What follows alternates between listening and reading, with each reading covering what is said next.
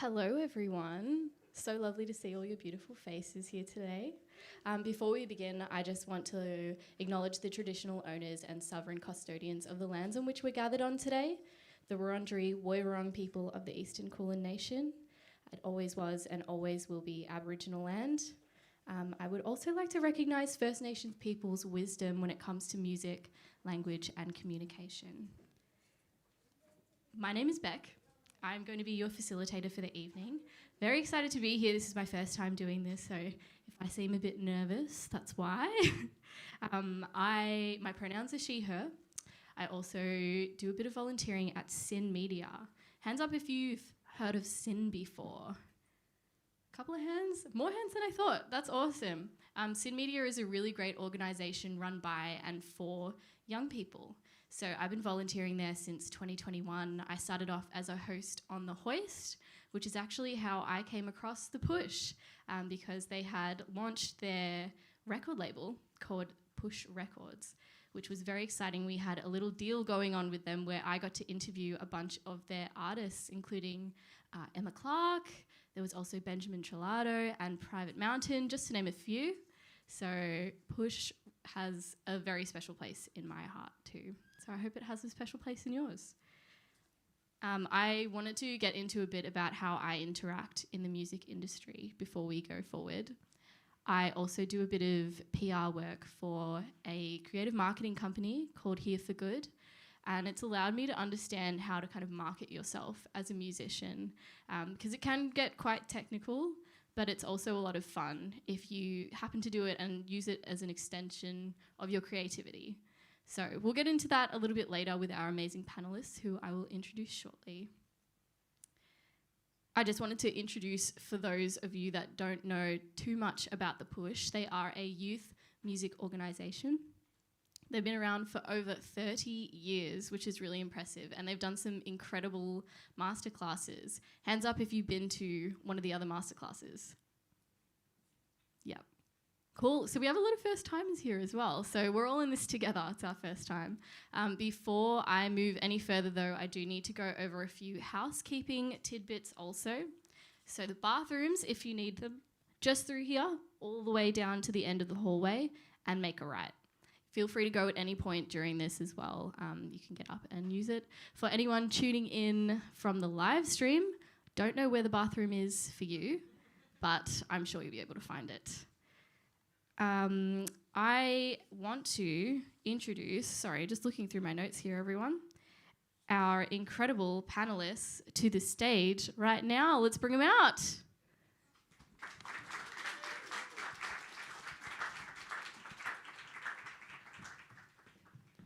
Hello, hello. Hello. So lovely to have you all here. Hello.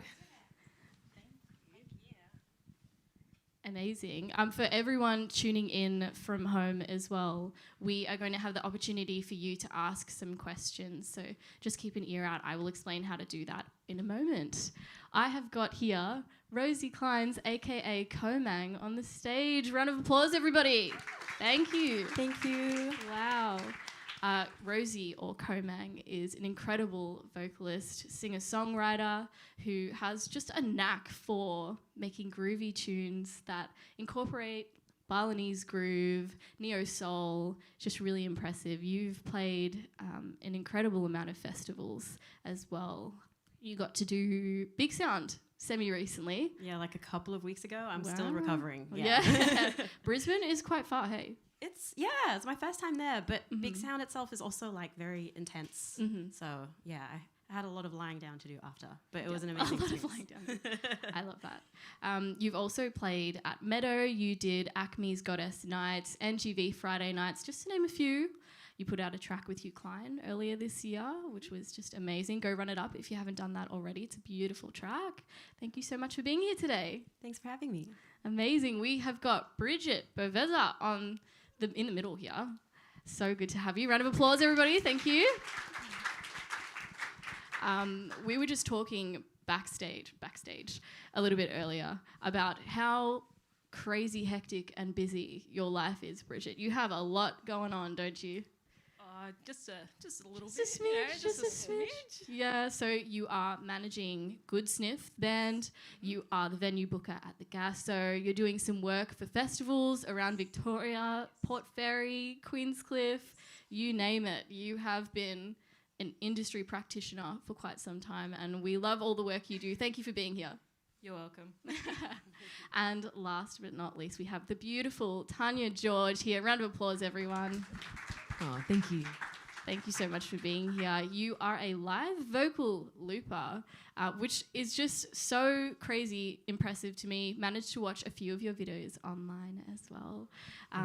You have got a very exciting trip coming up next week. What is that trip? I'm going to South Korea for the Busking World Cup, top 64 of the world. Round of applause, everybody. Thank you. Yeah, huge prize money on the line. So first prize equates to 58,000 Australian dollars. So let's see what happens. Yeah. Pray for me. Oh, we're all praying for you. Amazing. Thank you so much for being here. We are going to be touching on all about how to perform your music live. So we're getting into the semantics about what it actually means to perform your music live. We're going to be talking about how to get booked, and we're going to be talking about pulling your band together with these beautiful panelists here today. Bridget, I wanted to start off with you. Just before we begin, sorry, I do need to mention, if anyone has any questions at any point during this panel, there is a beautiful QR code up on this poll over here. Feel free to take any photos of it. You can submit questions via Slido, and I'll be getting around to those a little bit later on. So if you see me looking at my phone, I'm not checking Messenger or Instagram, I promise. I'm just checking your lovely questions, and that goes for everyone at home as well. All right, Bridget. Yes. I want to get into your work at the Gasso, because you would have seen so many incredible artists and bands coming through those doors. Yes. Yeah. Yes. I myself have been to many a gig there. I actually was there on the weekend for a mini festival on Sunday, which was really fun. I want to ask you what it is that you're looking for when you are booking a band, not even just at the Gasso, but for a festival, for example. Yeah, of course. So I would say there's a few things I tend to look for. So emails. This is the first thing I always get a bit annoyed about. Short and sweet, please. I get about 100 inquiries a day from just the Gasso. It's a lot. So if you can just when you're emailing, just tell me what you've previously played. If it's your first show, I'm always up for a first show too. Heads up. Social links are handy. Spotify, anything you're playing live. I like to see, obviously I can't see every show in Melbourne ever. So just anything you're performing live is fantastic. I know from even festival perspective, we love to see a YouTube video of live performance. So I really like that. And I like to also typical, you look at Instagram engagement, audience engagements, followings, monthly listeners on Spotify. So any of that information that you can send is always helpful. That's usually, and potential lineups, always a handy thing. Diversity, please. That's a big one. That's a big one. Oh, yes. Mm-hmm. But that's the main focus of what I'm looking for when I receive an email. So, yeah, for sure. And do you have any examples of a certain artist standing out, and what made you book them? Cool. I love, obviously, social media is such a big thing. So if you have such an organic and fun presence online, for instance, I'm a big Sandy Dish fan. I don't know if anyone knows that band, but their online presence is just silly, it's fun, but it's really organic. And I was that translates really cool to a live show to me.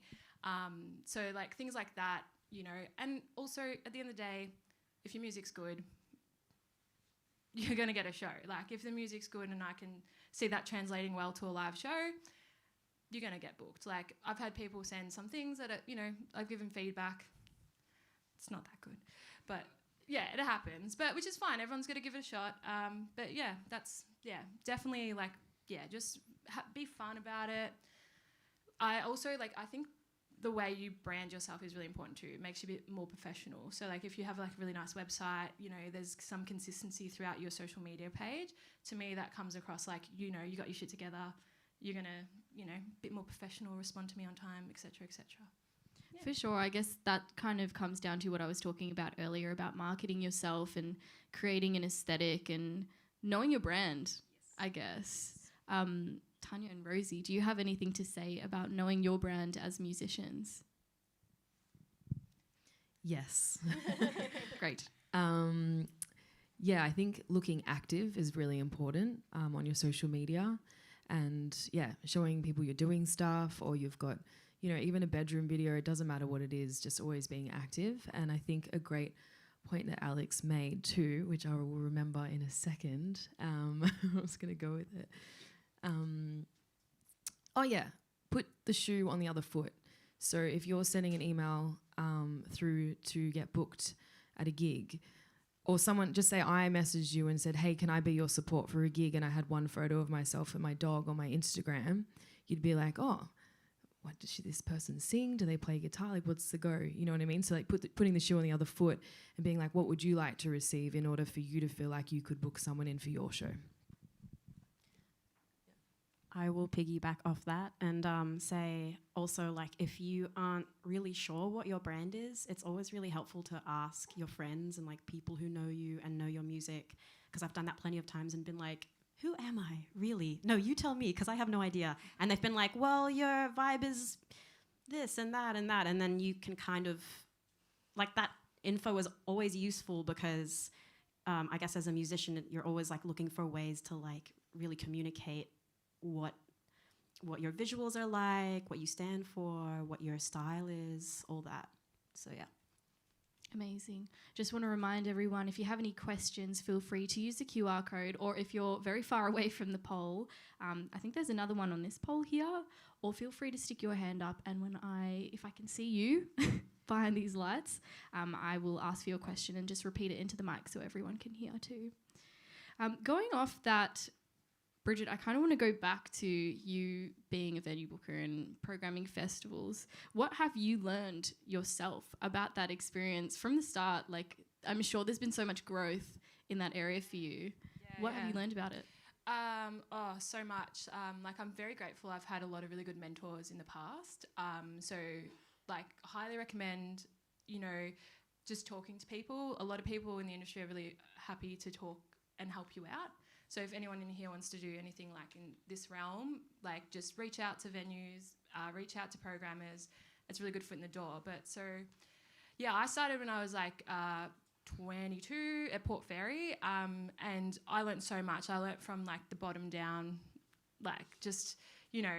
advancing shows, writing worksheets, and then I eventually got into the programming start of it and part of it. Sorry, and it's very different jobs though. So festival programming, it's a whole different ball game to venue programming.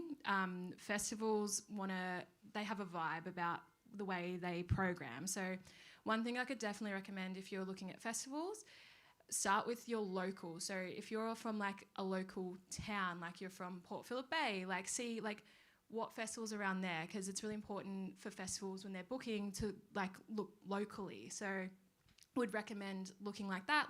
I know for Queenscliff, we love anyone that's from Geelong up until bloody Port Fairy way to Adelaide, basically. So they're a good festival to reach out to if you're from that area. We look at that a lot with the programming. But there's festivals. It's an interesting one. But that's what I'd recommend. I'd guess a lot of people in here would probably be good to start at that level. So look at the area. St Kilda festivals we run too. But venues, this is a fun one. Programming. I don't know. I don't really, so I probably program about 10% of the actual shows that come through. So it's usually up to the artist to program what's actually playing that night. I'll advise, so again, what I was saying before about diversity, I'll have to approve the lineup. And we highly recommend, please, 40% at least female or, female identifying people on those lineups. I'm really sick of sending these emails off to, they're very aggressive. Anyway, that's the whole thing. But that's generally up to you. In the scheme of it, I don't know if anyone's been in the Gasso, we've got 2 spaces. So I have to, like, in sense of programming, I have to make sure, like, downstairs isn't clashing with upstairs, but that's as far as I get with that. Again, very open to taking bookings there. So tell me, please, reach out, anybody. We've already got someone in the crowd that's keen. And Tanya, going off the fact that you have been part of so many incredible festivals all around the country, what Bridget said about providing these videos for yourself, you actually did very recently. We were just touching on before, because you are heading over to South Korea next week for the Gwangju Busking World Cup, and there is this incredibly beautiful video of Tanya up on YouTube where she performs her track Woodland. It's so special, and just feel like you're really seeing like a master at work. It's so impressive. Is that how, like, the way that Bridget described to submit to a festival, is that what you did then for that busking festival? Yes, that's right. Yeah. I just want to acknowledge I called Bridget Alex before because I was thinking about when I played at the Gasso last in, I think, 2018, and what I said to the person that I emailed, and that person's name was Alex, and then I just, like, my brain just went there. Yeah, so I get content all the time. Like, content is life for social media and for the way the world works today. So anything I can capture, I will. And I think it's important to remember that it doesn't matter, like, professional video content's amazing, but being real and authentic is also amazing.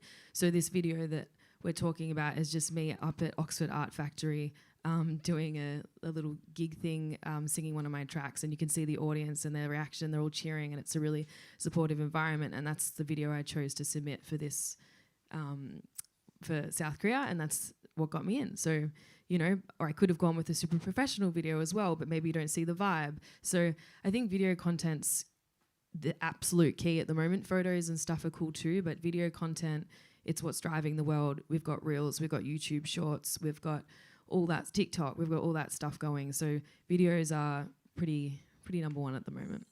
I feel like TikTok is a huge asset to musicians at the moment. Would you agree with that, Rosie? Yes, but I don't have one. Oh, okay. So we don't always need it, I suppose. Yeah, I feel like TikTok is one of those things on my to-do list that I'm like, I really should get a TikTok. I know it's a huge help for friends who do have it. And yeah, like Tanya said, that it just, the way that it gets in front of people, like, so much more than a photo could. And I guess, like, Reels and stuff by the same token as well. But yeah, I'm definitely not the right person to ask because I've been procrastinating on that. Fair enough. And this intricate art of live vocal looping that you do, Tanya, is so impressive, as I've already said a bajillion times. Is it self-taught? It is. It's the scariest thing in the world. Right, like, yeah, okay. I fight with my vocal looper, my looper all the time. Yeah, it is self-taught, but it also came very naturally. So it's how I knew it was right for me. I'm a vocalist through and through. Like, I've trained my whole life. Vocals is my jam. I also play other instruments. But yeah, there was something about the vocal looping that just hit straight away, and it was different. It was bold. It was challenging. It drives me nuts still, but I still do it. So yeah, it just drives me, and also pushed me really hard being solo as well. Like, I have a 5-piece band, but sometimes I can't always go on tour with my 5-piece band, and one's having a baby, one's getting married, there's not enough money, I'm always broke, you know, it goes on and on. Or someone can't come to rehearsals, or someone's sick. It's like, you know, so going solo brought huge power for me. And yeah, it just meant I didn't have to say no necessarily to anything. Does it put more pressure on me? Absolutely. But it's an amazing tool, and it's just awesome. I really enjoy doing it. Amazing. And going off that, are there any examples where things have not gone to plan that you could share? Absolutely. Yes. So vocal looping, I'm obviously, like, recording live, so I'm putting down, like, beatboxing and I lay that in. But maybe I beatbox too fast for the song, and then I'm like, oh no, like, what do I do now? So I've got to think of little ways to quickly fix stuff. So I might quickly hit the tempo button and, like, draw it back down. But if I've already laid down the bass line, it's going to warp the bass line like pitch. So I've got to be really careful. I've got to try and, embody what I'm doing. Or I might accidentally sing something because it's all harmonized and everything. So it might be like dum ticka dum ticka dum to dum diddle dum dum ticka dum ticka dum to dum diddle dum ticka dum ticka dum to dum. I'm locking it in straight away. But maybe I'm just pitchy or nervous or tired or whatever it might be. I've got to like listen and then quickly undo something, but make it look all natural. And then sometimes I'll like, there's one specific knob on my looper, and if I accidentally knock it, it changes the track completely. Like it resets it. So I'll be in the middle of a song and I might knock it, and then it completely resets. And I'm like, okay, I was gonna loop this up again. At least it's live, and I have to do it live again. But the greatest thing about that is it teaches you to trust yourself as an artist and a performer, and go with the flow, and remember that you're not a robot and these things happen. And yeah, it just makes it more interesting and fun. And at times I'll cry after a show if something goes really wrong, but no one will know. Yeah. I feel like there's nothing more cathartic than a good cry after something like that happens. So I have to say I fully support that. Rosie, do you have any examples of perhaps times where you were playing with a band where you went out and things didn't happen quite the way that they were supposed to? Yeah, also all the time. I feel like that's part of the fun of live performance, right? I just try and have things up my sleeve for when that does happen. So like for a bit of context, I also do solo and have a duo format, like with a DJ. I also have a duo format with my friend who plays piano, so we can do like a piano bar thing. And then I've got like a trio, and then I've got a 5-person format because of the same reason. Like people are always swapping in and out, or like the budget isn't big enough to like be able to pay everyone. So I'm like, all right, it's just us two, or and also because I'm a Gemini and I get bored easily. I'm a Gemini too. Nice. I am as well. That's a bit Oh, really? That's so weird. That was strange. Yeah. So to answer your question, with solo stuff and with band stuff, if there's technical difficulties, I'll just always like have a few things like in my head to go just in case. Like there's like a game that I like to play with my audience members or like it's like a silly like quiz thing, like what's your favorite animal? What does that say about you? Just like silly things to, relax the audience and make them laugh and be like, oh, it's okay. Like we don't have to be nervous for you, because I think like the number one thing is like when you're nervous on stage, you're kind of like showing the audience that like they need to like hold you and like look after you a bit. But if you can relax with them and like you can both laugh together, it's like a signal of like, no, it's all good. Like you can trust me with this, and we can all relax and have fun. For sure, that makes sense. And going off, because you were just talking about technical difficulties, what if you are playing to a crowd that is a little less involved in what you're putting out there? How do you overcome that? I cry after the show. The But during cry. the show, well, this actually happened at Big Sound because like, like I guess at Big Sound there's a lot more like industry professionals kind of like with their clipboards and looking a bit more like stern.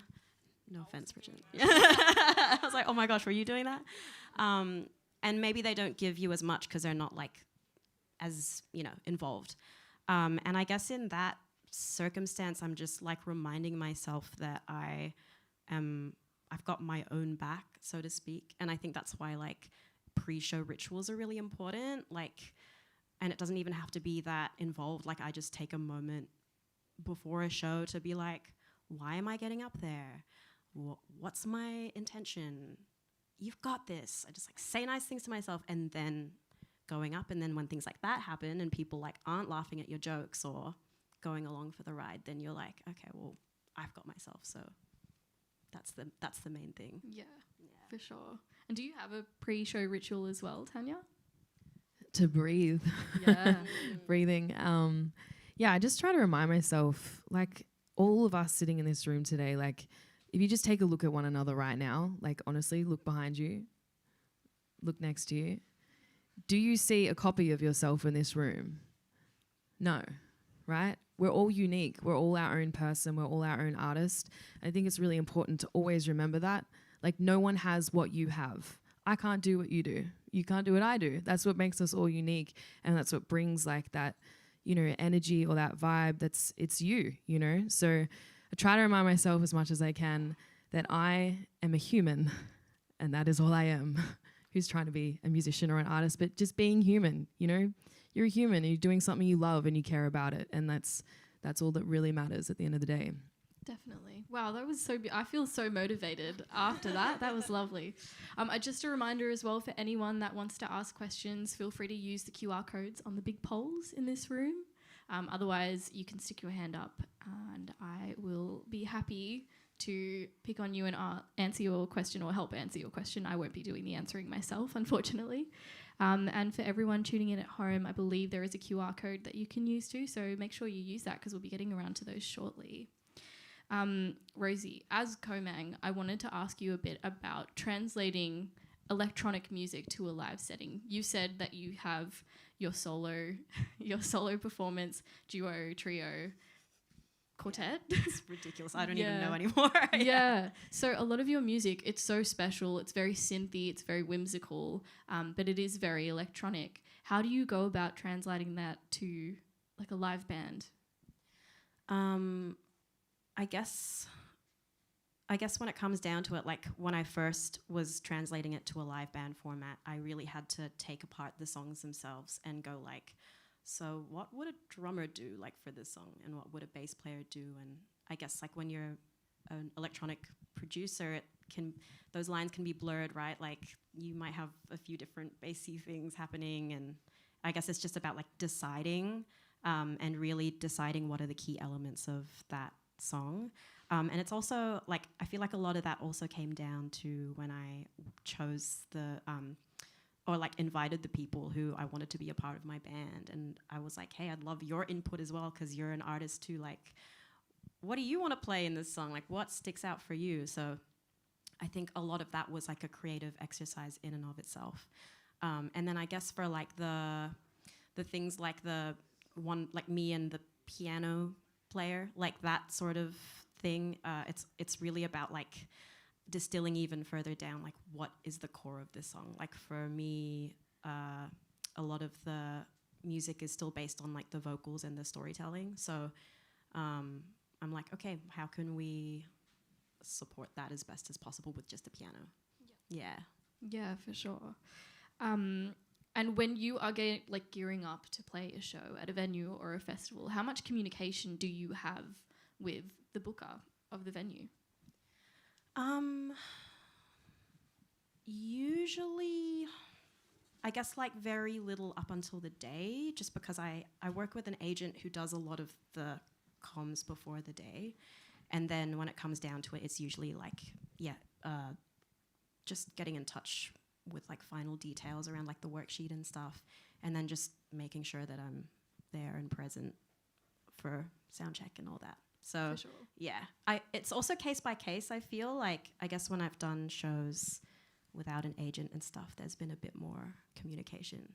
Yeah, Definitely. And now, Bridget, excellent segue, because you are a venue booker, as we discussed. That's what I do, yes. Yes. What's it like being on the receiving end of that communication, just in terms of the semantics of the show itself? Do you handle a lot of that? Yeah, all of it. Okay. I talk directly to artists for all my jobs, unless they've got a manager or a booking agent, that's a whole different ballgame. But yeah, I talk directly to all the artists. So I just sent out like last week all the advance information, so like set times, worksheets and all that for Queenscliff Music Festival, and like 90% of that goes to the artist directly. And sometimes I do prefer to talk to the artist directly because sometimes, not that we love booking agents, Des, I'm sorry, I love you, but yeah, I told you I was going to do it. But sometimes there's a bit of miscommunication. Like if I've sent out like a worksheet to an agent or a manager, sometimes it's like they haven't sent it to the band. And then I might somehow, bands always get my personal number and I get a call and they're like, oh, what time are we going on stage? And I was like, oh shit, man, it's a Sunday, calm down. But like, yeah, I talk a lot to artists, and especially Gasso. Like as I said, we've got like 2 spaces. So there's like an 80 cap room, which is a lot of our smaller emerging artists, and they're all unsigned, no managers, no labels. And I like talking to them because they talk about themselves. They tell me what they're up to, and like, you know, sometimes like people, the way they email me, it's really cute. Like give a little like smiley face in there. I'm like, oh, hello, that's really fun. Yeah, so like, yeah, I talk a lot to the artists, but again, like when it's like more of my bigger shows downstairs or like festivals, like, you know, higher profile bands, it's through managers, it's through booking agents, tour managers, all the fun things, publicists as well, pain in the ass, but yeah. Yeah, true. There you go. And I guess going off that, Bridget, how do you prefer to be contacted when you're doing your job at the Gasso? What do you want to receive from the band? Yeah, like kind of what I touched on at the start. I've no issues you emailing me. Like, as I said, I like reach out to a lot of people. Like if I've seen you come across like, you know, social media, I'll reach out. But yeah, I love when people email me. I like to know, tell me a little bit about yourself. Again, keep it simple. Don't have a lot of time to read through everything. But yeah, just like short links, where you've played before, how many tickets is another thing. Don't lie to me either. We venues all talk to each other. We know how many tickets you sold, okay? I hate calling people out for it, but it's driving me up the wall at the moment. So just tell me how many tickets realistically you can sell. Tell me who you've sold in the past, where you've played, who you've played with. I was actually just discussing this with like someone at Gas O'Shea, and we were saying like how artists don't like a lot of the time to like talk about themselves, or like, you know, think of it like a job interview at the end of the day. Like you got to try to show your best self. So a lot of bands don't tell me like, oh, I played with like Private Function, or like I played with this artist. Like tell me, I want to know, because then it tells me that you can play like a good room. Like Private Function at they played like Sydney Mine Music Bowl. I was like, cool, you can play there. You can definitely play the Gasso then. Get a gig, awesome.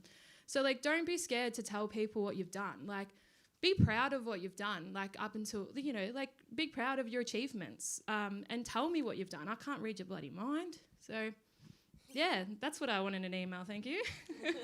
And what about if you're perhaps an artist that's a little lesser known, that doesn't have a portfolio behind them, Doesn't really? Yeah. Doesn't matter. Again, like as I said, because I've got the smaller room, which is really sick, I can do a lot of new shows. So I do a lot of bands coming through. We love a first show too, because you get your friends and your family down. We love it. But like I'm always open to do that. You might not get your Friday, Saturday night, but I'm happy. Thursday nights and Wednesday nights are fantastic. Sundays as well. But yeah, like if you don't have a lot, as is like we've been discussing, just like start posting a bit on your social media. Start like putting things on Bandcamp. Like you don't always have to do Spotify. Yeah, and I just want to hear what you sound like, and I want to see what you look like. That's it. Again, can't read your mind. I don't know. You got to just really try to spell it out in an email for me. Yeah, definitely. And Rosie, when you have done your own gigs in Melbourne, Naarm, are you creating or curating your own lineup? Are you reaching out to other bands and artists, or are you waiting for them to hit you up, to slide in the DMs and be like, hi, we should do a show together? I guess a mix of both, really. But when I'm specifically wanting to curate my own show, yeah, I'll definitely hit up other people. But that being said, like I have a friend recently who sent me a DM and was like, hey, I'm making music again. I would really like to play with you. Just hit me up if you ever want to do that. And I know that it was probably like sent to a few different people, but different people that she actually wants to play with. And I was like, noted. Like I feel like that sort of proactive thing is really great, because it just keeps you in the forefront of like other artists' minds. And yeah, I'm always reaching out to artists who I love and want to jam with or want to do a show with. Yeah, definitely. And Tanya, going off that, because you stand out so much as a musician because your shows are so unique, do you find that it's quite easy to, I guess, reach out to other artists and musicians and be like, hey, let's make a lineup together? Are you creating a lot of your own solo events? Yeah, I sought out the Howler between lockdowns in lockdown. Wow. Which is fun. That's yeah, amazing. And yeah, I was gonna mention as well, like one of the strategic. So I'm fiercely independent, like always been independent. I had a manager for about 5 minutes, but like I just have such a personal relationship with people that I found that it just worked. It works for me to be like really personal with people, and like people love to call me and have a chat, go for coffee, like things like that, you know. Yeah, sorry.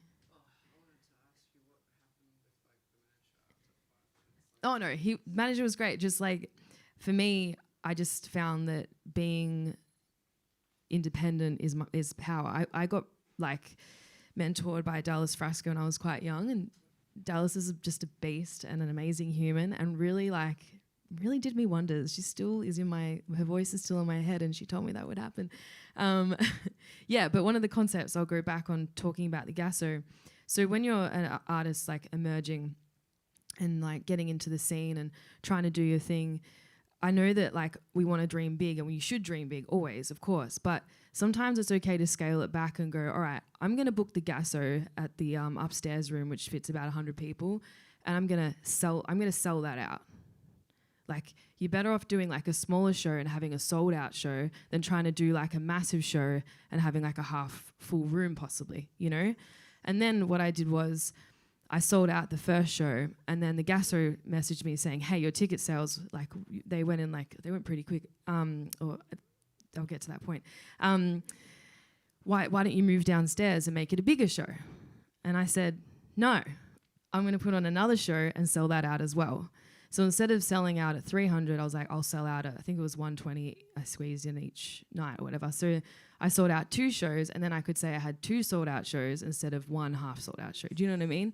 So it's about thinking strategically sometimes, going outside of the box and going, okay, I want this, but I know I can hit this, and that's okay, you know? Yeah, and also like with ticket sales and stuff, you actually can go and get reports to prove your stuff. So Gasso's got like my ticket sale information from Oztix and all that sort of stuff. You can actually get your reports sent to you, so you have them as like proof, or you can send them through to people. Yeah, just going off the back of that, that's definitely really important. That's what so when I manage a band called Good Sniff as well, and that's what we always aim to do. Like where I'm booking them an Australian tour at the moment, and I was like yeah, I'd love to play like a 300 cap room at every like state we go to, but you want to make it a sold out tour. And in doing that, realistically, you aim for like the 100 cap rooms and you sell it. And then if it sells really quickly, yeah, sure, do another night. That's a great thing. 2 sold out shows. Imagine that, like incredible. Yeah, and then like you can come to me and be like, I sold out 2 upstairs gassos. And that, to me, that's like shit. Like she can sell like 200 tickets easy then. So then the next time it comes around, you go bigger spaces. But I think it's really important to know like what you can achieve, like how many realistically tickets you can sell. And like that's what I do a lot too. Like if bands come to me, they're like, oh, I can sell 150 tickets. I don't really have somewhere to put you. So what I do is like go to the Retreat Hotel. Like they're 160. Like I'm so happy to recommend other venues, because everyone, you know, we're a community in the industry and we all like to help each other out. So like I'm always happy to do that. I'm not going to put you on and you're going to sell 150 tickets and it's a half sold space. Like it's no good for anybody. It doesn't look good for anybody. So yeah, I think that's really good advice to give. And then on the back of the ticketing part there, good little tip as well. Oztix do opt-in data. So I've been told multiple times, do you do an email list? Yeah. Email, let's do email subscribers, everybody. You get opt-in data from your show from ticket holders. They know that little like subscribe button that you do when you buy a ticket. So you can actually get all those people's like emails, and then you can add it into your subscriber list. So when you have something like coming out, like, oh, I got a new EP coming out, you can like email those people, then they can have like the first listen. And it builds like a good community of like followers, because that's, yeah, super important. So hot little tip there. And always message the venue. So I just went that like Good Sniff, I just messaged all the venues. I was like, can you give me the opt-in data, please? And then I've built up this massive like emailing list of fans. So hot tip. There you go, life hacks with Bridget. Just a reminder for everyone, if you want to submit any questions, just use the QR codes. For everyone listening at home, watching at home, you can do so. There should be a little QR code there for you. We're actually going to get to some of these questions now because a few have come through. So just going to look at my phone for this, everyone. Komang, Rosie, would you like to take this one? What advice would you give to artists who struggle with embracing identity within their music? For example, writing a love song but not being able to relate. Writing a love song and not being able to relate. Wait, what does I think from that they mean they're writing like a love song, but perhaps they're not in love at the moment. Oh, right. I Or guess they don't feel love. Right. I guess like for me, like a big thing about each song is like, because I come from a theatre background, like I write songs to tell stories. So it's like a little acting exercise. So I have like got songs in my repertoire that I don't necessarily relate to anymore, but like when I'm performing them, I'm like grounding myself within them and being like, this is a song about love, about a guy that I now hate or whatever. Let's use like that storytelling energy to like embody it for someone else. And be truthful to it and allow like the truth to exist within that song. Yeah, and I guess also just like always writing from a place of honesty and vulnerability will help as well, because you're not trying to write for what you think people want to hear, which is like, can just mess with your head so much when you're like in the zone. But like you're just writing from an honest place and then just responding to that when you're performing. Yeah, definitely.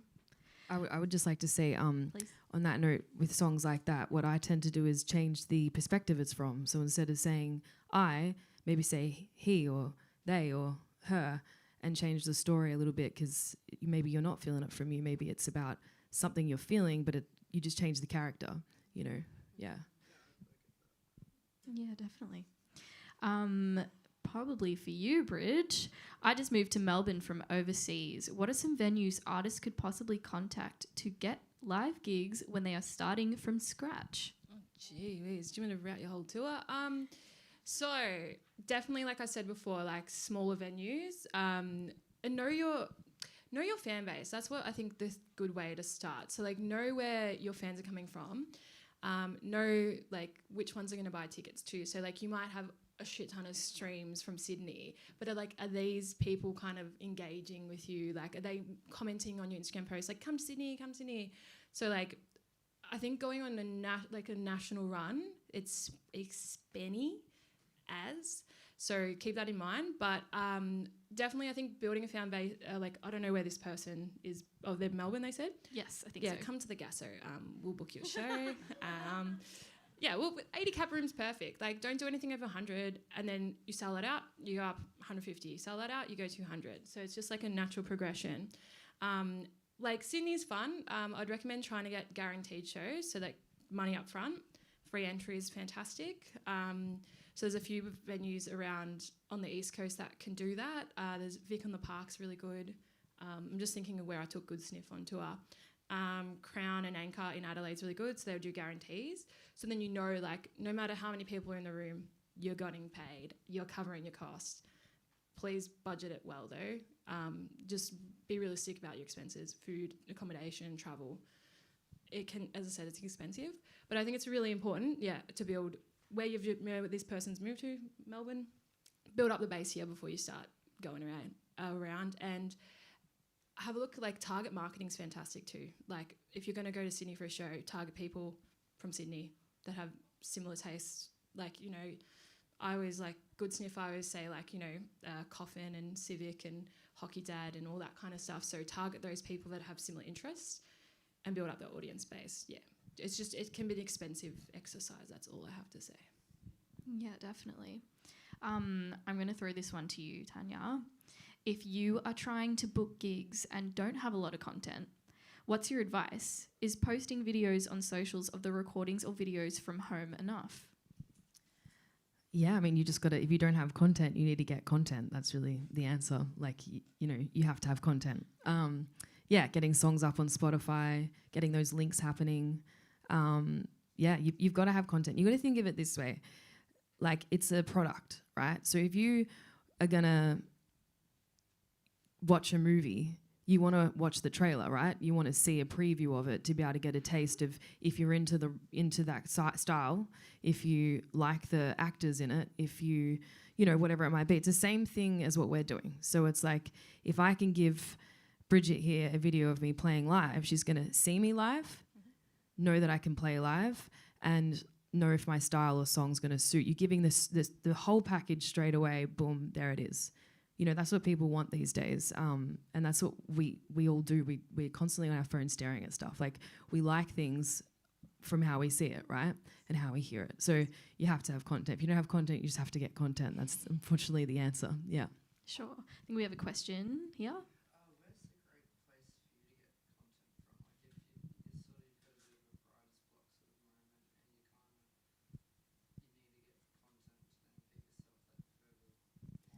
I'm just going to repeat the question into the mic. So the question was, where is a good place to get content? If you've got a bit of writer's block or creative block, where should you start to get that content? Yeah, I mean, do a cover. Do a cover in a style or by an artist that you think suits what you're doing. Do a little, yeah, just put that up or something. You know, show people you can actually sing or something. You know, think outside of the box. Do it in your backyard. You know, I sung a little Billie Eilish cover the other day in my friend's backyard and it got more likes than when I've paid $2,000 for a professional video clip. You know what I mean? Like, think outside of the box and just sort of like, even with gigs, like you don't have to go to a venue.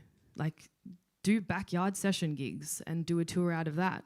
Be like, I'm going to play a gig at my 3 best friends' backyards. One lives in Burwood, one lives in St Kilda, and one lives in regional Victoria. And that's your tour booked. You got 3 shows in St Kilda, Burwood, and Shepparton. You know, and it's just a backyard session, and you do up your backyard with your friends, and you have fairy lights, and you've got, you know, mats out on the ground and beanbags, and you make it really fun and like lighthearted, and you know, you get great content from it and everyone's happy and there's a cuddle puddle and blah, blah, blah. Like, you know, like you don't have to do what is written or you think is written. There's no rule book in this industry. There is absolutely no rule book. There is no rules. Otherwise, we'd all have made it by now in the ways that we believe that we wanted to make it. But yeah, just thinking outside of that box and going, you know what, I'm going to do this because it's different, or I'm going to do a cafe session, or just getting out there, and yeah, that's my answer. I'm going to add to that as well and just like highlight that I totally agree that like don't underestimate the power of you just like sitting in your bedroom or your backyard, because I have definitely had that experience as well of like getting the flash videographer, and like, yes, it's great to have that content and really useful, and then like I'll be like, hey guys, I'm working on this song, do you like it? And people will be so much more excited about that, and it's literally me just like videoing Ableton, you know. So things like that, like also like if you're rehearsing with your band or you're rehearsing by yourself, just like putting up your phone there and just like capturing a good moment. Like there's just so many moments you can take from. For sure. We do have a question over there. I just want to quickly ask Tanya, because you have played some very diverse stages. You've been busking on Burke Street. Yeah. You've also played the stage at The Voice, yes, which would have been such a significant change for you. How do you overcome the stress of, I guess, playing to such a large audience? Are you used to it by now? Yeah. Yeah. Look, it's funny because I've been in the industry for a long time, and like when that word comes up, you know, people always have interesting reactions. But again, I did The Voice as a strategic move. I think a lot, right? So I did The Voice because we were in lockdown. All gigs were cancelled. All tours were cancelled. Nothing was going on. And I was sitting there going, oh my gosh, what could I do? What could I do? And The Voice had been asking me for about 5 years to go on the show. My strategic plan, and this is like total overthinking, but this is how I work, was how can I stay, in front of people's faces at a time where I can't be in front of people's faces, and the only thing that was getting pushed through was TV. So I strategically went on the show over lockdown because, one, I knew that would be the highest ratings the show's ever had because we had nothing else to do but to watch the show. This is how much I thought about it. 2, the Olympics was on, and I knew that the show would be advertised and pushed all through the Olympics, so it would be heavy advertising and everyone would be watching the Olympics. And 3, I knew that by the time we had done the show, my contract would be over and would slowly be moving out of lockdown. It wouldn't affect me, and I was correct in all those things. So that's why I did that. And thanks. Yeah, round of applause. That is so clever. Thank you. And, you know, it actually, a lot of people can technically be against those sort of shows, but honestly, it did wonders for me. But that's because I did it. They didn't do anything for me after the show. I did it. I went and got all my gigs and all the festivals, hit everyone up. I had a whole plan for myself. I pushed it. I put my rate up. Whatever it was. And I made it work for me. I was like, cool, you guys use me, I'll use you. That's how it works, right? And I really, really pushed after that. And I pushed hard. I still push hard. Like, yeah, but in terms of TV and big audiences, you always get nervous. You always will. Everyone does, you know. It's just about managing those nerves and expectations. And I mean, TV is always the scariest. I'm not going to lie. TV is the scariest. I've done 10 TV appearances from worldwide to just Australia, and they never they're terrifying. They really are, but they're amazing experiences, and you just got to live in the moment and realize that you have 3 minutes to sing a song and it's over. So you may as well give it your all. Give it everything, yeah, for sure. We had a question back here. What was your question?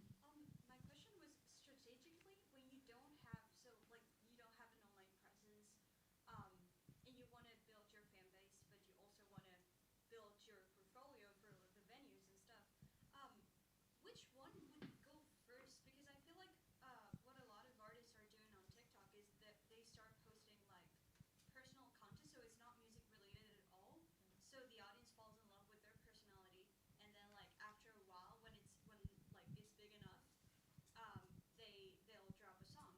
But then you've spent like so much time building an audience that you still haven't dropped a song, so you don't really have a portfolio. So which one, like strategically, like which one would be better? I guess like would you just drop songs on Spotify to build a portfolio, but then nobody listens to them because you don't have an audience? I'm just going to repeat the question into the mic again. So the question was, strategically, what would you do? Would you try and grow a fan base first through, for example, social media, or would you try and create a portfolio of songs first? Just do them both at the same time. Well, you can, because like if people like, why are people watching you in the first place and you got a fan base? Like, is it your personality? Which is cool, and then you drop a song, yeah, sick. But like for me, like, oh yeah, they're a cool person, but how does that translate to stage? Like, I have like, I struggle a lot with TikTokers. I'm all about TikTok. A lot of my friends are TikTok. We're not anti-TikTok here, okay? But the whole room goes quiet. It's really hard. It's really, yes, sozzle. No, but it's really hard to translate like TikTok. Like you might have 3 million TikTok followers, but that doesn't translate to me to tickets. I don't give a shit how many followers you got. Is your music good? Can you sell tickets? Like, and that's why like I want to hear what you sound like. I want to like, for me, that's very important. And that's what I'm saying. Do both at the same time. It's not that hard to do it at the same time. Yeah, but I'm not a musician here. These two are, so you can ask them what they think. Yeah. Go on, Rosie. Yeah, you go first. I'm speaking from experience with my own music journey, because I'm not that, like I've only been doing this for like maybe 3 or 4 years. And I had the same question. I was like, oh, no one knows that I make music and I have all this music. What do I do? And I think how I did it was like, slowly kind of integrating it in to everything. So it was like, I think what I did initially was I organized a gig for myself, like a small gig, so that I could get friends and family over. And I was like, hi, surprise, I make music. I'm going to be posting more about music now. Enjoy, I guess. And then like just started to feed it in from there. And like, I guess from that initial excitement from your friends and family who were like, oh my God, cool, I didn't even know that about you. Like that really was a positive sort of like way to like start moving. And then from there, like, and I still do this now, like, because I don't want it to just be my music. I want there to be a bit of personality and stuff in there as well. And I'll try to just alternate between being like, all right, I'm going to do 2 music related posts, and I'm going to do 1 goofy post or 1 post with my friends. And then I'm going to do 2 or 3 or whatever music again. So just finding ways to like an organic way to alternate between the two. Cause I have had friends who, have built really big online presences, but maybe more for like their fashion or whatever, like lifestyle. And then every now and then you're like, oh yeah, they're a musician as well. But they haven't played a show in ages and people have kind of forgotten that they're a musician. So that's my personal way of moving through it. I just want to say, I feel you. I know it's like really daunting, and I know it can like be very anxiety driven when you like have to think about growing a platform and you've got, 2 followers, and then you see someone that's got like 112 million followers and you're like, how on earth am I ever going to do this? So one of the things that helps my brain is thinking like, start with your immediate community, your immediate, thank you, immediate community, and then work out, right? So, you start with your friends and your family, your school, your university, my soccer team, something I would also work on, a cafe I used to work at back in the day, old friends. Yeah, just working on that community first that's close to you, and then going outward. And also telling people, like, having conversations with people and telling them what you're doing and like being passionate about it. No one knows what you do unless you tell them, really. You know what I mean? So I talk to people all the time about stuff, and there's people I've had a conversation with 10 years ago who will send me an email and like literally and be like, hey, do you remember me from 10 years ago? I was just wondering if you'd do this gig that we've got coming up for the beer festival. You know, like super random, but it's like making those relationships with people and making them remember you. And yeah, just starting from your community and building outward and believing in yourself, having faith, like you'll get there. And have a sign with you, please. Oh my gosh, it's like no one has, like, bring a sign that says your Instagram and your social media, like it's like the most important part. And I think going off both what these wonderful ladies said is that everything's integrated. I think you got to start thinking of yourself as a brand. It's about image, it's about personality, it's about style, it's about genre, it's about your music, it's about your songwriting. It's everything that comes together as art as one. And yeah. Yeah, definitely. Sorry, there's a question over here. Yes? I was just going to ask, I think when I first started performing, like something that I really struggled with was how to design my live show and how to like communicate with the person on sound, and then how, like just how the hell to do it, because it's really confusing if you've got a lot of tech. Yeah, so the question was starting out as a musician or being a musician, kind of struggling to communicate with the venue or with the sound, the person that's on sound at the venue. And yeah, how to design the live show. So I guess that's kind of like translating your sound into a live setting. Yeah. Do you want to take that one, Rosie? I feel like that would suit your Yeah, vibe. sure. Gosh, yeah, I feel you because there's so many components that go into it. I think for me, it was, I guess, split into two sections. First was like, I keep talking about stories because I'm a drama nerd, but yeah, like what is the story of this, 45-minute slot that I've got? How do I want that to move, and how do I want to take the audience on that journey? So for me, it was just like, okay, I've got my fast songs, I got my slow songs, I got my like introspective songs. So how am I going to plot those out? And then once you've got like a shape that you like, it was about being like, okay, like the technical elements, right? Like, what am I going to plot this on? Is it easier to like, it's really personal, right? Like if you are mostly like a bedroom producer and you feel more comfortable like plotting it like quite a simple thing onto like a launch pad or whatnot, then maybe it's that. Or like if there's a feature instrument, it's about making that shine.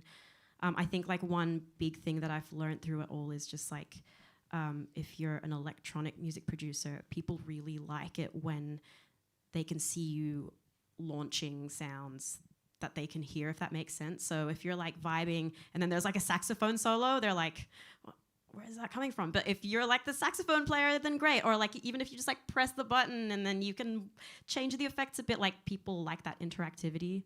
And then I guess it's about just like getting as much practice with performing as possible, like asking your friends if you can perform at their birthday or whatever. Like it's just about getting to know the set intimately as much as possible. So you can eventually just say to a sound person like, hey, I like it sounding like this, this, and this, just from experience. Yeah. Going off all of this, I guess, there is so much to keep track of when you are a musician or when you're booking musicians. Are there any good organizational tools or apps that you've found to help you keep track of it all? Sleep. Sleep helps. Oh gosh, okay. I love an Excel spreadsheet. That's just so hot. I love it. So I'm all about Excel. Google Drive is my love child. I use that to organize everything. Yeah, like that. This is obviously from booking perspective. Also from band management. So like when I manage the boys, I have everything on the Google Drive. It's really easy to share links. Like, when you're talking to a publicist or you're trying to like pitch a song to Triple J, it's good to have like the files really accessible. Hey? Yeah, EPK. We love an electronic press kit, don't we? Yes, that's a good one. Yeah, EPKs are really good. Send me an EPK. I love those. Does anyone not know what an EPK is? You can be honest. Yeah, it's fine. It's confusing.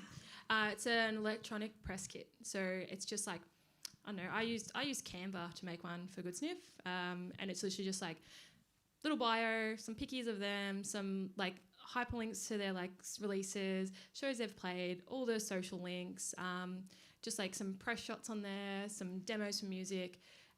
Theirs is like a 2-page thing, and it's like, for me visually, like it's great to see like they've got like their logo on there, and then I get like the, you know, you're selling the vibe of what they look like. So they're like a punk, like surf rocky kind of band. So like that's the vibe that they're selling. And like when I get sent those at the Gasso, I'm like, oh shit, I can see what you look like that instantly. 2 pages, I'm like, I get the vibe. So that's good. Canva's a great thing to use. Canva is free. We as love well. Canva. We love Canva. So that's really good for your posters. Yeah, way cheaper than Illustrator. Do not get Illustrator unless you're properly trained. It's a fuck around, swear to God.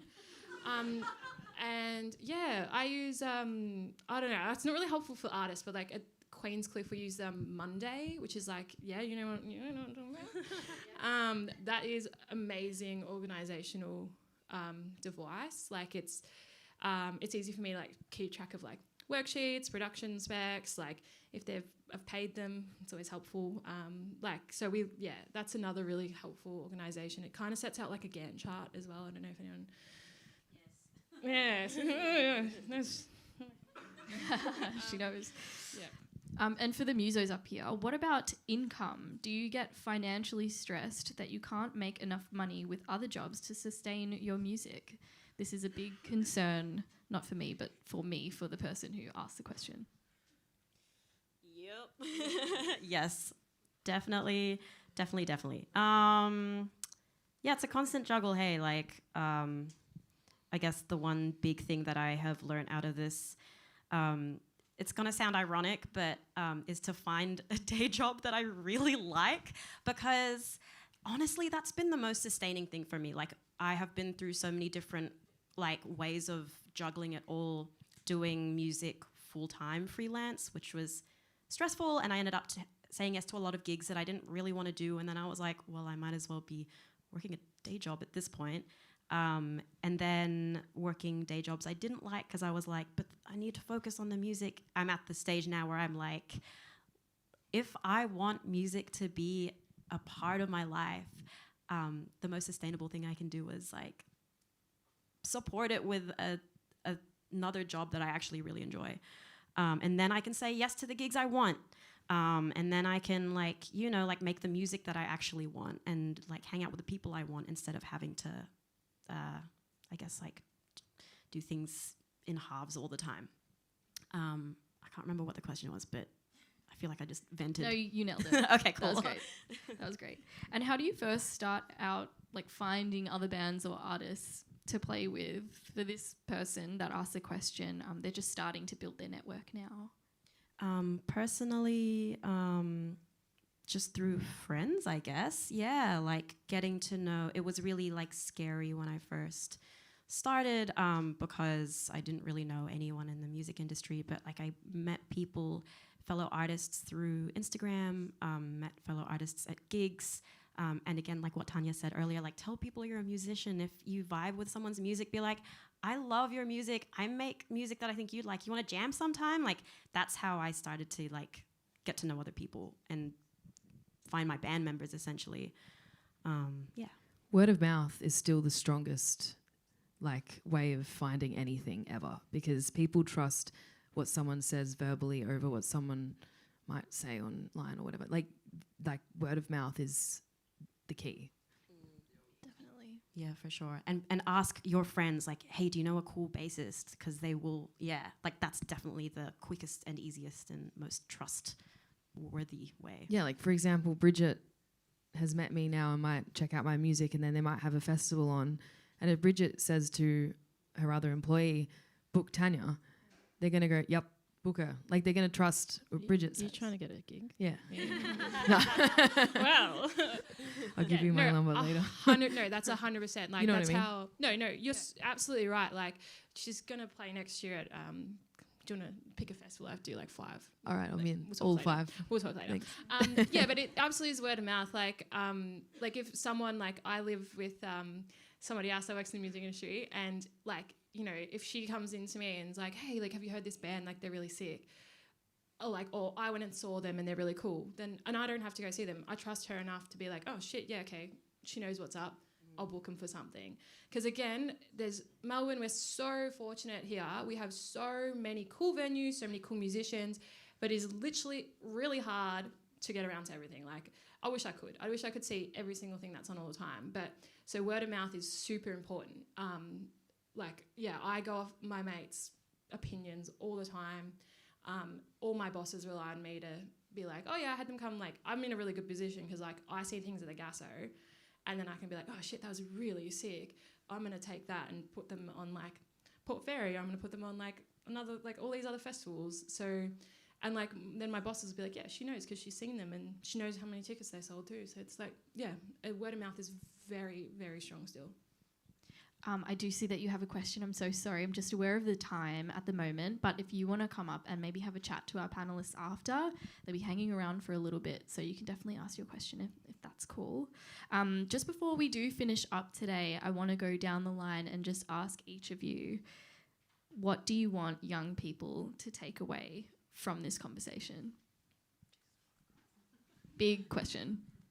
Do you want me to go first? Yeah, go for it.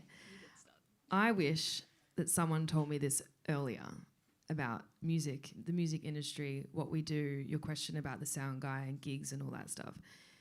This is a hack. So take this and remember this forever that Tanya George told you this, okay? The music industry and music that you do is the whole thing is literally 90% of the time problem solving.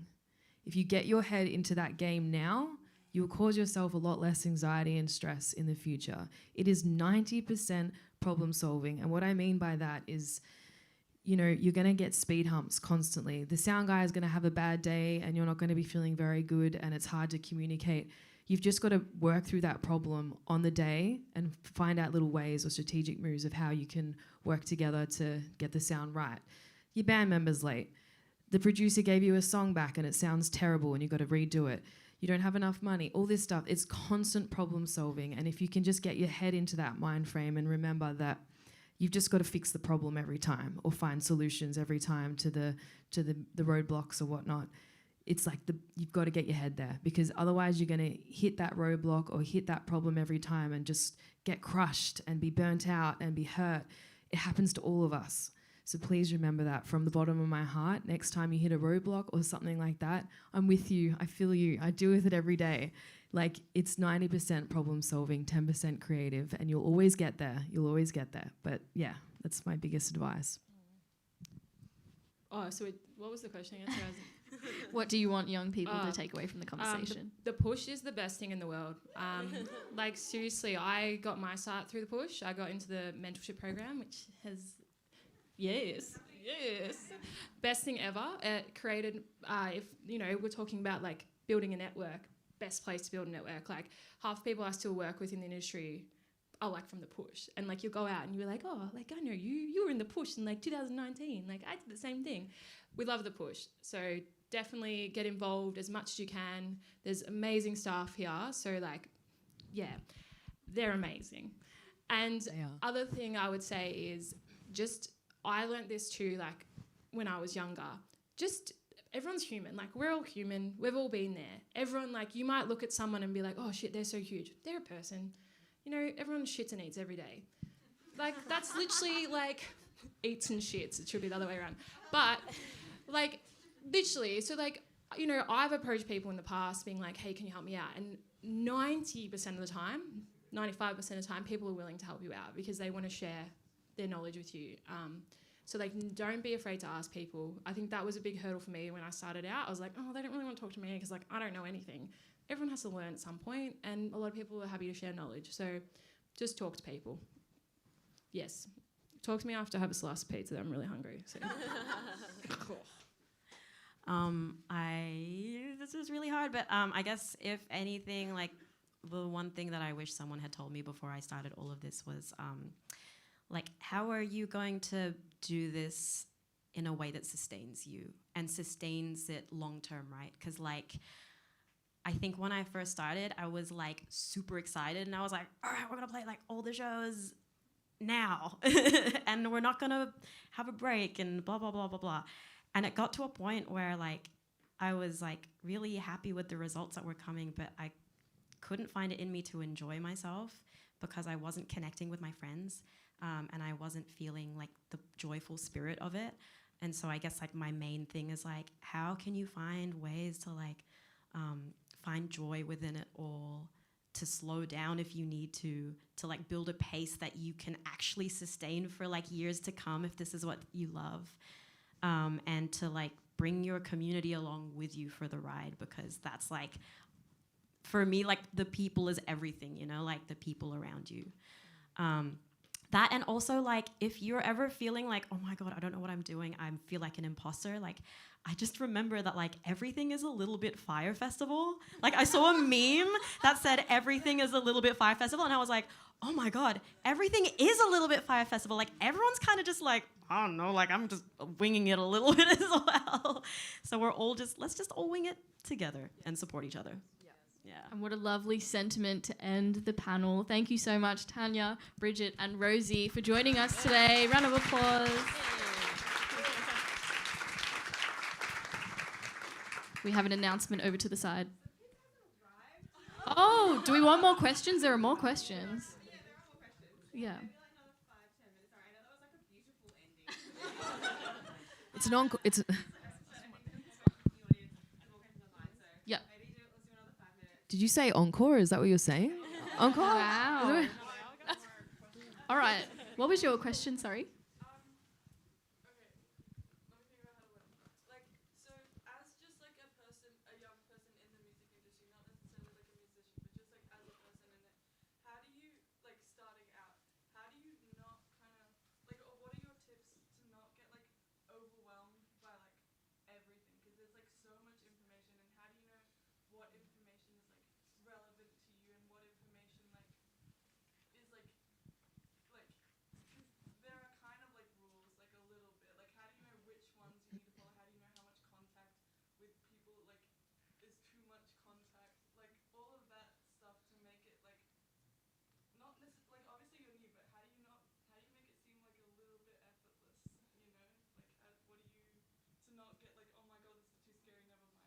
So the question was, starting out as a member of the music industry, not necessarily just a musician, but even just someone who wants to work in it, how do you not get overloaded with information? How do you know how to connect with people and make contact?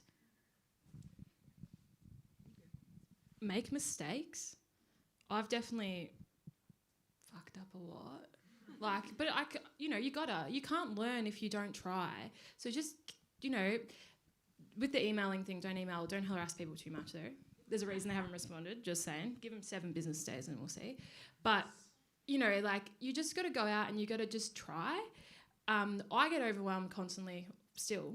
That's because I do like 70 things at once, but that's my choice because I know what I'm capable of. But understand yourself and understand what you can do.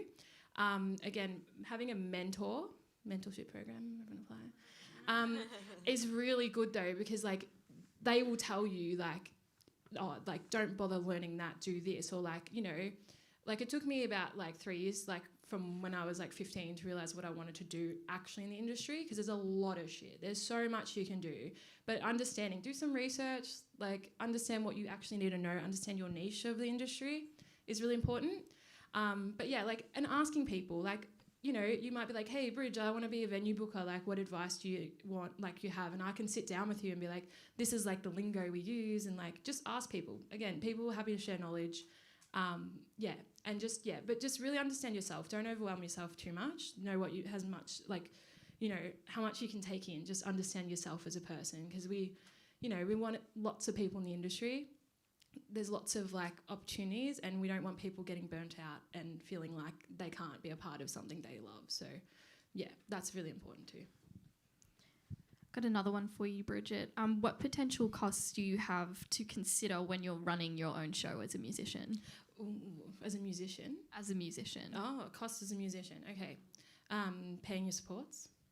Please pay your supports well, though. I know I hate when people like clearly give their supports like $50. Like, you know, it's an expensive thing. You got to rehearse. Like, you know, you two probably have experienced that. It's a costly thing to be a musician. But yeah, you got your supports. And it depends on the deal too. So like upstairs Gasso, for instance, we require you to pay for a sound technician and a door person, which I always just say, just get a mate because it's a simple job. But like, so that's something you have to consider that if you want a show, that's part of the deal, but every venues are different. So yeah, that's like some of the costs. Obviously like rehearsals as well. You two probably know this a bit more better than me. Sound guy. Yeah, soundies. Photographer, videographer, bandmates, promotion if you want to get some merchandise. This Sam here has my t-shirt on. There it is right there. Get up on stage for a second, show the camera. Do you want to come on stage? Here we go. Catwalk. Woo! Yes, Round of we're all about applause. Thank you. Loving the purple too. That fit is so hard. I yeah. love it. Yeah. What else was going to say? Yeah. Merchandise, but you know, merchandise can be expensive. You just got to, you know, work out what you may sell. Yeah. Also, on your question before, be kind to yourself. You're learning. We're on out. Some people are on their L's, you know. Some people are on their P's. Some people are ancient in this industry. So, no, it was really. It's like, wow. Yeah, and honestly, like nobody knows what they're doing really in this industry. Like I don't know what I'm doing. no one does. Like you got to think about it. Like if we knew and there was a magic formula, we would all be doing the magic formula, and we'd all be. And there'd be way more gatekeeping in that. Like if there's a magic formula, people wouldn't want to share it. No, yeah, No. like you know, so Like, you're learning. It's That's why, like, so and fun. also, like, you can teach me things. I don't know everything. I don't plan to know everything. So, like, you know, I love learning from, like, the new industry, like, generation coming through. Like, you tell me things. I don't know anything about TikTok because I'm old. So, like, I don't, like, and I love to, like, it's about sharing knowledge as well. Like, you probably know things that I don't. And so, like, I'm always happy to talk to people and, you know, I'll tell you my perspective and you might be like, oh, I came to the gas zone, it was like, this was off and this was off. I was like, fuck, I didn't know that. So, Yeah. like, you know, it's good to know, like, yeah. So, yeah. If you make a mistake, you just say like, you can say like, if someone gets mad at you at in an email, just say, listen, I really appreciate you getting back to me. I'm really sorry. I'm still learning. Yep. You know, there's nothing wrong with Yep. that. And sometimes people are just in bad moods, and you just have to let them be in that bad mood. But don't lower your standard. Don't bite back. Honestly, do not do that. Like, just always reply with keeping your standard up, because it'll come back around where one time you'll bump into that person and they'll remember that, and they'll remember that they weren't that nice or something, and they'll buy you a drink, or they'll like give you the time and be like, hey, by the way, how's your career going? You must be doing really well now. I haven't seen it. Like, yeah, just be really kind, and yeah, it's totally okay to learn. It's all good. Yeah. Got another question up the back over there. What was your question?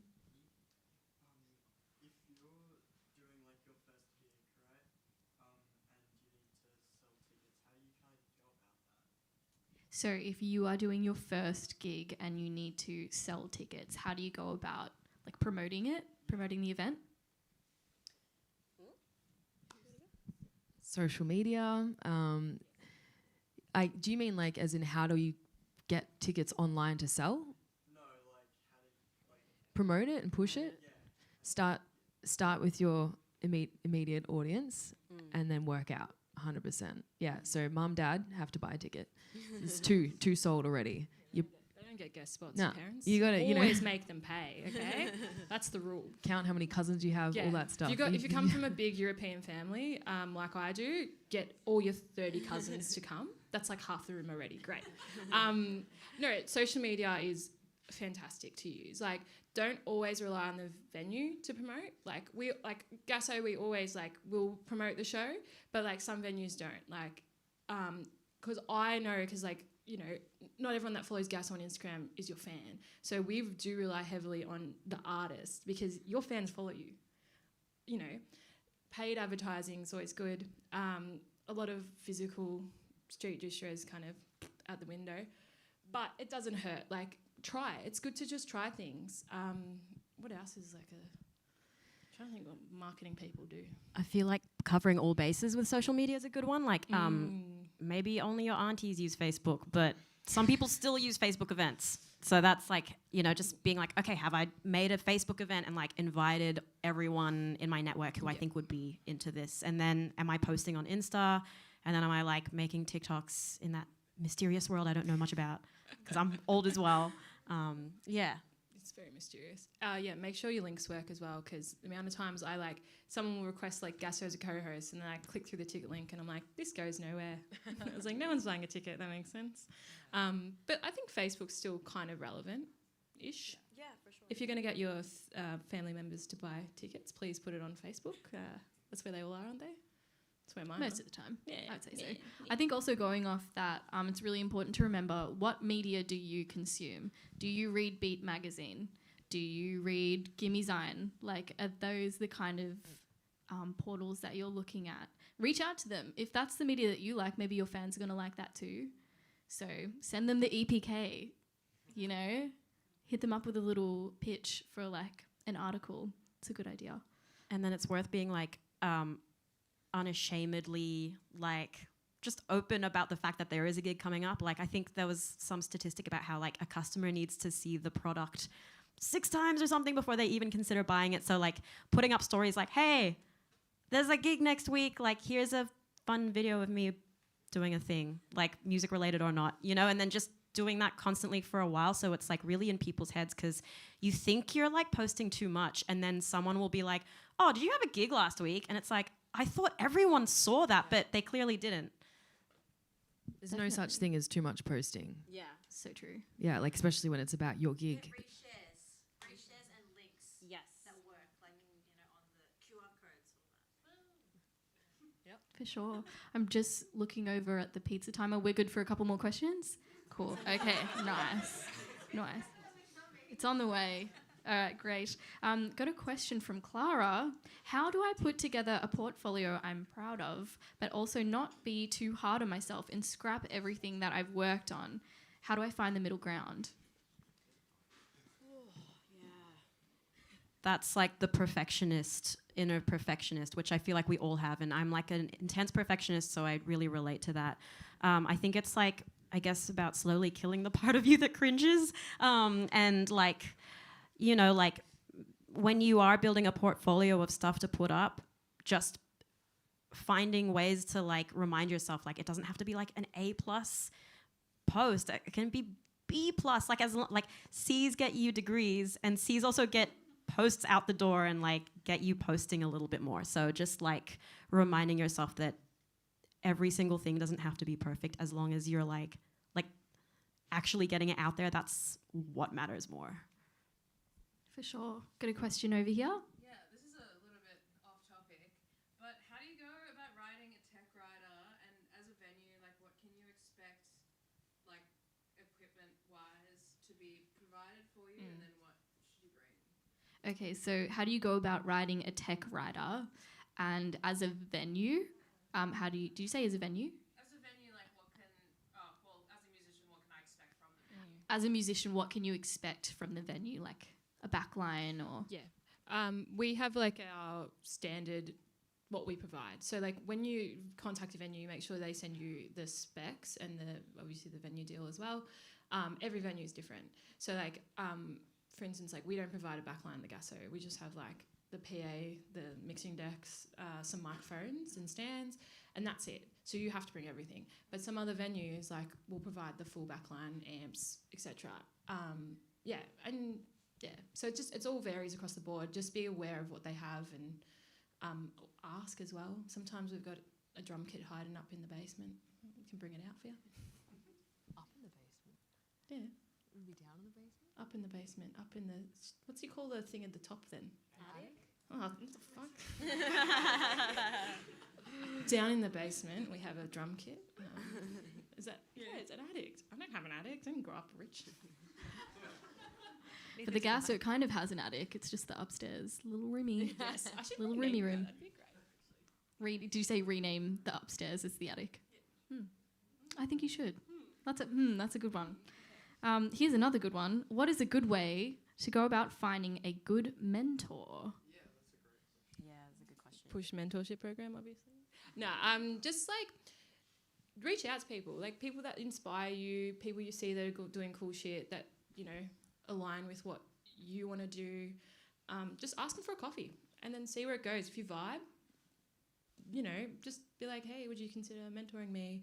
And like a lot of my mentors is rolling into jobs, because if they see potential in you, everyone needs to hire somebody at some point.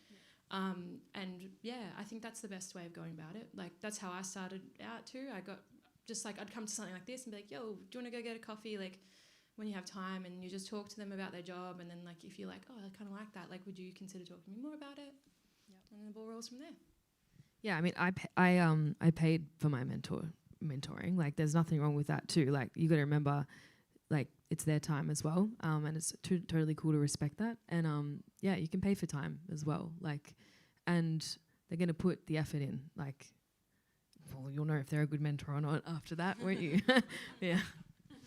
I 100% back things like the Push mentorship program. Like that's how I got my start with music as well. Just like keep an eye out for programs, and also if you didn't get into the program, I'm sure the Push wouldn't mind me suggesting like maybe reach out to like youth music programs and see if they have networks or any tips on finding a mentor, because they will probably have a network as well if you don't really know where to start. For sure. And I'm going to throw this one to you, Rosie. How did you start out as an artist? Gigs, recording, etc.